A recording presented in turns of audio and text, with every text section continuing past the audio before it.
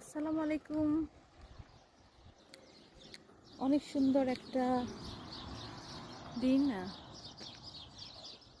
দেখেন কি সুন্দর করে আজকে সকালবেলায় চড়ুই পাখিগুলো ডাকছে। আপনারা নিশ্চয়ই শুনতে পাচ্ছেন। ওই পাশের বাড়িতে একটা গোলাপ গাছ আছে। ওই গোলাপ গাছে অনেক অনেক চড়ুই পাখি আছে। তো আজকে মনে হচ্ছে তাদের ডাকাডাকিটা একটু বেশি রকম মনে হচ্ছে, কারণ যেদিন বৃষ্টি থাকে, তুষার থাকে, ওই দিন আসলে ওরা খুব বেশি ডাকাডাকি করে না। এই যে একজন ম্যাডাম, উনি একটা কুকুর নিয়ে বের হয়েছে। আসলে ফরাসি দেশে হচ্ছে কি, আপনার এই এই রোদের দিনে সবাই বের হয়, কুকুর যায়, যে বিড়াল পালে সে বিড়াল। আজকে পাখিগুলো খুব বেশি ডাকতেছে আসলে। এখন এখানে বসন্তকাল চলছে। তো এটা হচ্ছে আমার গাড়ি। বসন্তকালে বসন্তকালে পাখিরা বেশি ডাকে মনে হয় না। এই গাছটা অনেক সুন্দর আমার কাছে। আজকে আকাশটা একদম নীল। এ পাশে হচ্ছে ফরাসিদের বাড়ি। আমি এখন হাঁটা স্টার্ট করলাম। আজকে আমি বের হয়েছি মূলত একটি সরিষা ক্ষেত দেখার জন্য।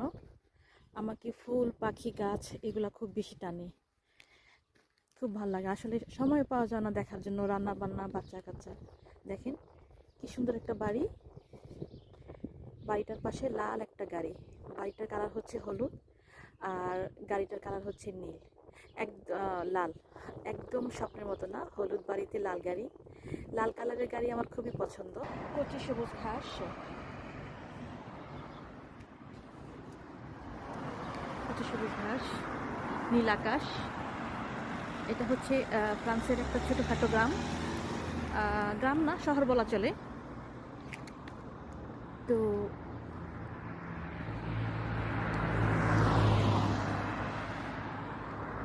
প্যারিস থেকে প্রায় 800 কিলোমিটার দূরে এই শহরটা। তো এখানে আমি থাকি। তো এই সেই হলুদ রঙের সরিষার ক্ষেত। সরিষার ক্ষেত আমার খুব পছন্দের। দেখলে অনেকটা আমাদের সেই বাংলাদেশের আড়িয়াল বিলের কথা মনে পড়ে যায়। তো যাই হোক, সবাইকে অসংখ্য ধন্যবাদ, অনেক দোয়া ও ভালোবাসা আমার এই ছোট্ট ভিডিওটি দেখার জন্য। আশা করি সাবস্ক্রাইব করে পাশে থাকবেন। আল্লাহ হাফেজ।